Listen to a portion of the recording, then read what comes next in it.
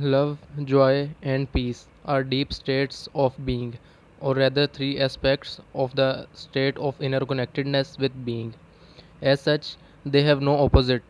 This is because they arise from beyond the mind. Emotions, on the other hand, being part of the dualistic mind, are subject to the law of opposites.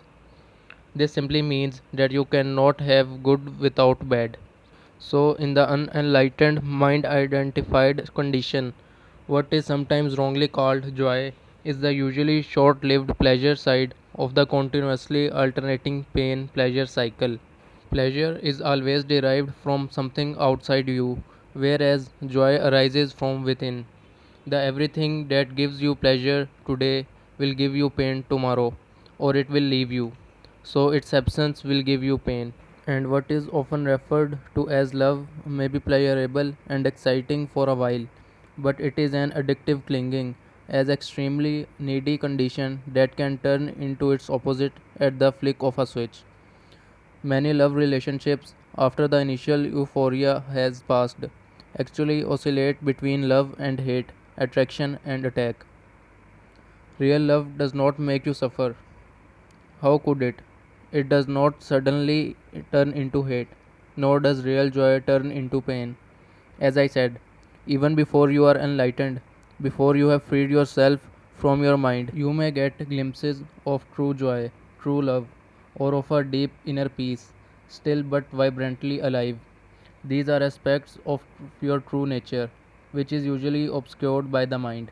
Even within a normal, addictive relationship, there can be moments when the presence of something more genuine, something incorruptible, can be felt. But they will only be glimpses, soon to be covered up again through mind interference. It may then seem that you had something very precious and lost it, or your mind may convince you that it was all an illusion anyway. The truth is that it was not an illusion, and you cannot lose it. It is part of your natural state, which can be obscured but can never be destroyed by the mind. Even when the sky is heavily overcast, the sun has not disappeared. It's still there on the other side of the cloud. The Buddha says that pain or suffering arises through desire or craving, and that to be free of pain, we need to cut the bonds of desire.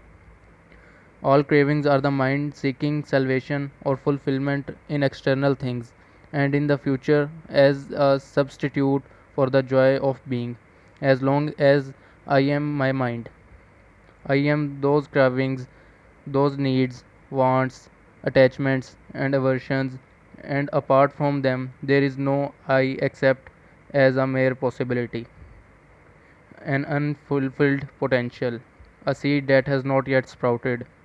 In that state, even my desire to become free or enlightened is just another craving for fulfillment or completion in the future. So don't seek to become free of desire or achieve enlightenment. Become present, be there as the observer of the mind. Instead of quoting the Buddha, be the Buddha. Be the awakened one, which is what the word Buddha means. Humans have been in the grip of pain for eons. Ever since they fell from the state of grace, entered the realm of time and mind, and lost awareness of being. At that point, they started to perceive themselves as meaningless fragments in an alien universe, unconnected to the source and to each other. Pain is inevitable as long as you are identified with your mind, which is to say, as long as you are unconscious, spiritually speaking.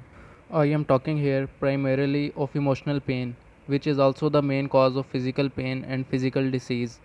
Resentment, hatred, self pity, guilt, anger, depression, jealousy, and so on.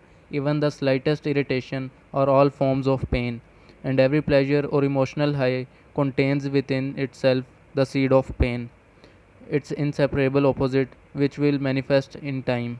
Anybody who has ever taken drug to get high will know that the high eventually turns into a low, that the pleasure turns into some form of pain.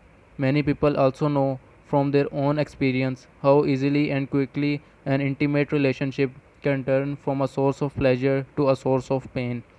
Seen from a higher perspective, both the negative and the positive polarities are faces of the same coin. are both part of the underlying pain that is inseparable from the mind identified egoic state of consciousness. There are two levels to your pain: the pain that you create now, and the pain from the past that still lives on in your mind and body. Ceasing to create pain in the present and dissolving past pain. This is what I want to talk about now.